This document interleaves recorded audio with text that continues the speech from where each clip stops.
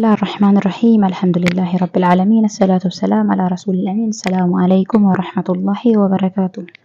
Akkuma beekamu uummata keenya kan ammaa fi uummata dur keessattis dubartoonni sadarkaa gurguddaa qaban islaamni seenaa isaanii dubbatu hedduutu jiran. Isaan keessaa kanneen itti aananii jiran kuni dubartoota beekamtootaa fi akkasuma dubartoota islaamummaa keessatti gahee qabanidha. Tokko haadha Nabi Muusaa alayhi salaatu wassalaam tan Muusaa yeroo deessee adawwii ilmaan biyya sanii fixxu jalaa baasuuf Rabbiin sanduuqa kaayii baharatti darbi jedheeni tole jetteeti darbite. Rabbiin akkuma waadaa isii seenetti ajjeechaa jalaa naga baasee booda isiif deebise. Ilmi isii Muusaan ganda mootichaa yookaan Fir'aawonaatti qananii akka guddatu godhe. Boodas nabiyyi isa godhe. Rabbiin zaalima Fir'aawona san buqqaasee Muusaa dhaalchise. Rabbiin waa'ee kana yogguu Quraanaa keessatti dubbatu akkana jedha. Suuratul Qasas ayata 7 keessatti haadha Muusaatti beeksisa goone isa harma hoosisii yogguu isaarratti sodaatte baharatti darbii sodaatiin hin yaaddawini nuti isa gama kee deebisuudha ergamootarraa isa taasisuudha jedheen. Lamaffaa Aasiyaan jaartii Fir'aawonaa tan Toohida irratti lubbuu isii wareegama kafalte tan mootichi zaalimtichi Fir'aawona qaama qullaa shikaalaan harka miila lafatti dhahee gocha suukanneessaa irratti raawwatee ajjeese Quraana suuraa Tahriim ayyaa 11 irratti seenaan isii ibsee jira. Rabbiin warra amananiif jaartii Fir'aawonaatti fakkii godhee yogguu isiin jette yaa Rabbii kiyya si biratti jannata keessatti mana naaf ijaari Fir'aawonaa fi hojii isaa jalaa nagana baasi ormaa roorriftootarraa nagana baasi suuraa Tahriim ayata 11 irratti dubbatame. Abbaa Muusaa irraa odeeffamee nabiyyiin sallallahu alaihi wasallam akkana jedhe dhiirarraa nama hedduutu hayyuu tahee dubartootarraa Maryam intala Imraanii fi Aasiyaan jaartii Fir'aawonaa malee hin hayyoomne yookaan immoo hin gootamne. Ammoo sadarkaan Aayishaan dubartii biraarra caaltuun kan akka kitfoo nyaata biroorra caaluuti jedhan. Sadaffaa mashiixaa ijoollee Fir'aawonaatii rifeensa filtu tan hadiisa itti aanu keessatti dhufte. Seenaan namitti intala Fir'aawonaatiif rifeensa filtuu mashiixaa hadiisa Abdallah ibn Abbaas radiyallahu anhu odeesse keessatti akka armaan gadii kanatti dubbatame.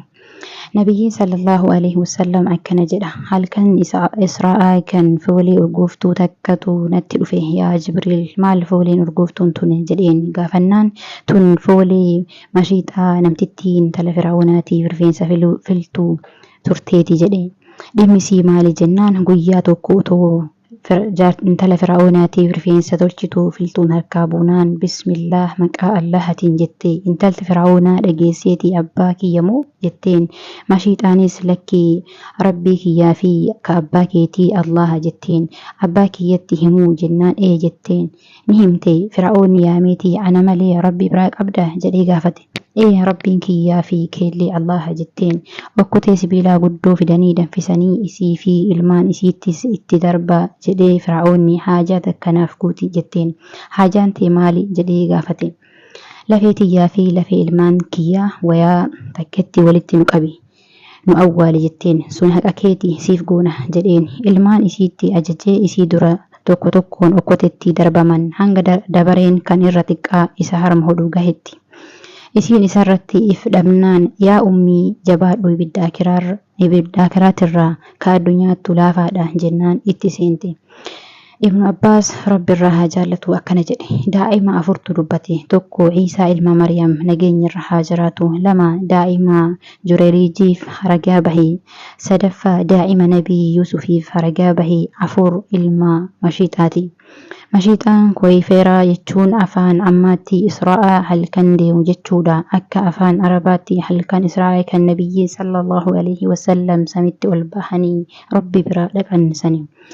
4ffaa jaartiin Imraan haadha Maryam akkoo Nabii Isaa tan ilmoo garaa qabdu yookaan Maryam utuu hin dayin Rabbiif qooda gootee diiniif kennite yogguu deessis masjiida geessitee kennite. Kanas Quraanni akkanatti ibse.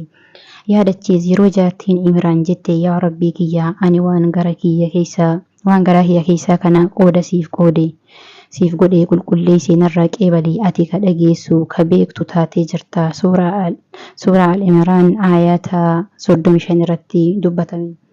Maryam haadha Nabii Isaa. 5ffaa Maryam haadha Nabii Isaa. isiin tan otoo isii dubraa kana dhiirtii isii hin qunnamin rabbii dandeettii isaatiin nabii Iisaa akka deessu ajajee deessee kanas qur'aanni suuraa Tahriim ayata 12tti suuraa Maryamii fi kan birootis bal'inaan dubbatee jira.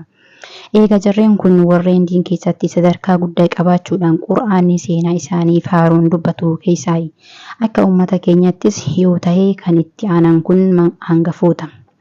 Jahaffaa lakkoofsa jaarratti kan argamtu Khadiijaa radiyallahu anhu haadha muumintoota warra nabii keenya hangaftittii tan lubbuu ishiitiif qabeenya ishiitis nabii gumaachitee diin kana wajjin gadi dhaabde.